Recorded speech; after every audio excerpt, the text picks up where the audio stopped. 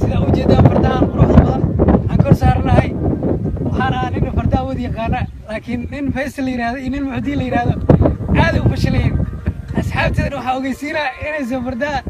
xataa inay fuulaan ay ka cabsanayaan axmedna dhibka haysta uu gaari waay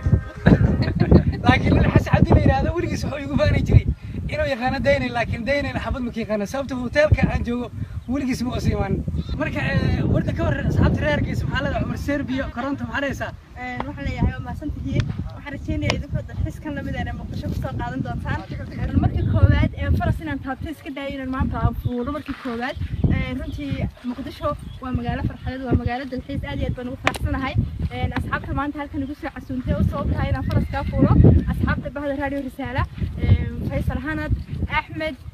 محمد كافي محيدين MMC دقيقة نور أحمد ونكون فرحسنا هاي المانتي يقول الحساسات تقبضي دايم إليه مقالة المقدشو وعالك أقصد وين ورتسجل أحمد رابلة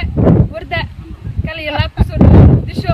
وعاصمة داري وعاصمة داني كعمفرنا أقصد وين هنا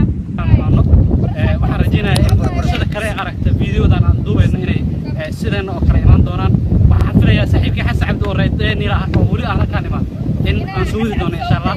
ستي دمار عبسي معانا لكن حوجها وحبة وحكاني كاري وركاري